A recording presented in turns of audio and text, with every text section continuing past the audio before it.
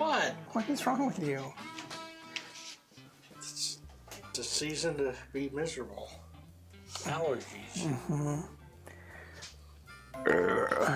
What? And your last name, mister? Cheers, everybody. Welcome. Welcome to another episode of Bourbon and Booze. We're glad you're here. Hopefully you enjoy our show. If you do, make sure you hit that like and subscribe. It does mean a lot to us. It's a whiskey day, and we're going to be trying another Devil's River whiskey, a new one that I've never actually heard.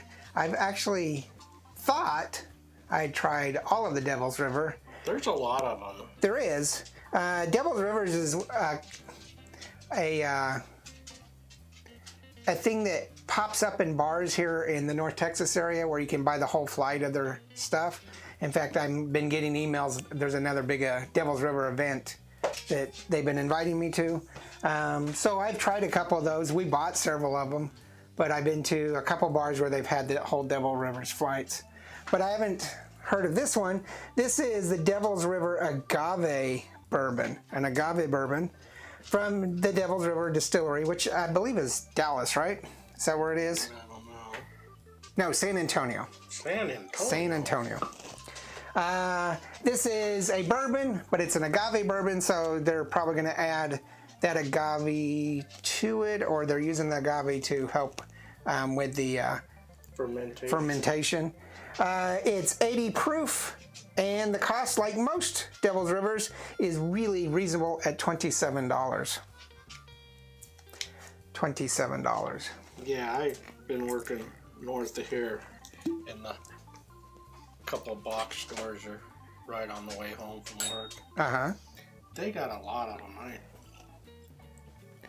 I think their rye is the one I like the most, except for my wife they have a coffee one that my wife likes a lot. Yeah, didn't we try the cinnamon one? Not sure. We did the coffee one is the last one we've done. So this is going to be a 3-barrel on cost at $27.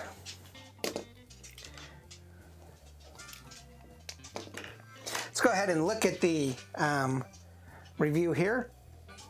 The aroma doesn't smell much different than a bourbon, so I'm not getting the agave. I think I'm getting a little bit of sweetness to it. A little bit? Okay. It's more of a, instead of like a maple or, it's like, I'm getting the dark fruit, char, yeah, kind of some leather, cherry. yeah, little tobacco, and a little bit of sweetness, mostly corn type of sweetness. So let's see what they say here. Oh, it's kissed with agave nectar. So just a little. It's crafted to provide a smooth and lightly sweet flourish. So it's kind of going to be a little bit sweeter than most of the bourbons we have. Oh yeah, very sweet. Got a little bit of rose on the aroma. I'm gonna say, if it was an allergy season, I could smell it a lot better.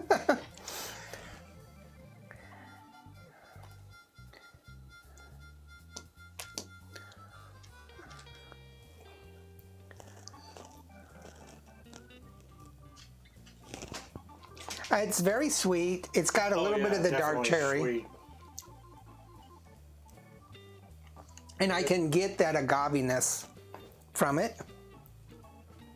Well, I never really Vanilla and honey. Tried agave really that much because, you know, it's an alternative for like sugar. I got some down there if you want to give it a swirl.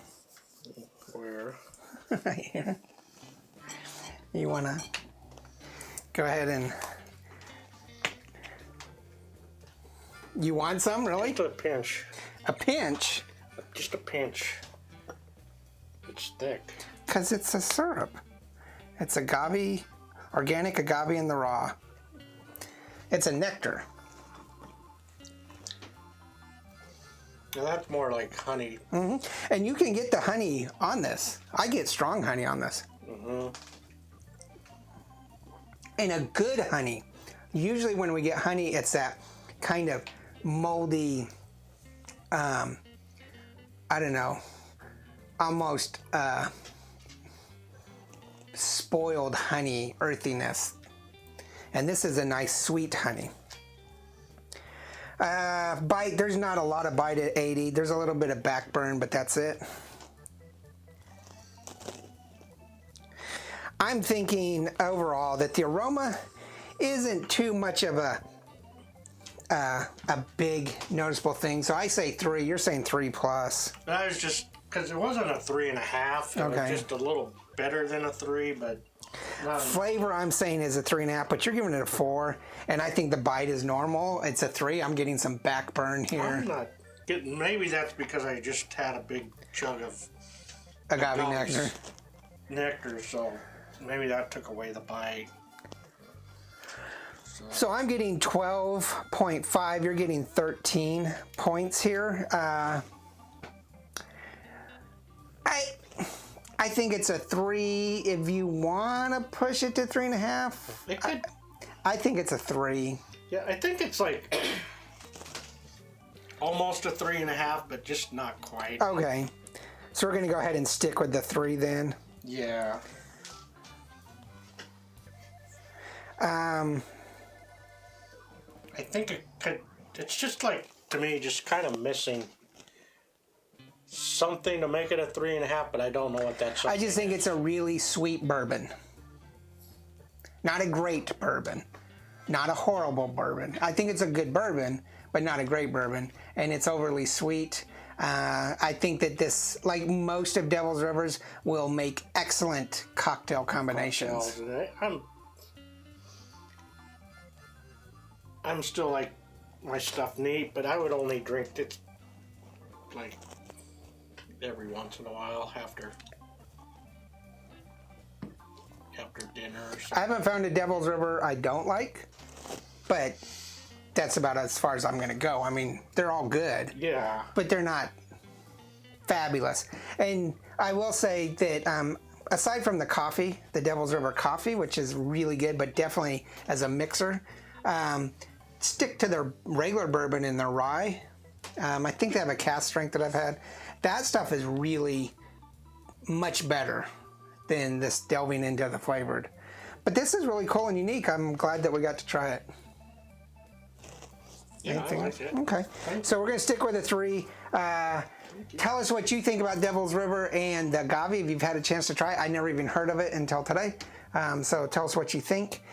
Make sure you check out all of our other videos Monday through Friday. We do lots of videos every day at noon. And make sure you hit Instagram, Facebook, Twitter, and TikTok. Remember, there's no bad whiskey. There's only good whiskey and great whiskey. And this is good whiskey. You got a nice bottle, too. Yeah, the whole hip flask bottle. Cheer. Laters.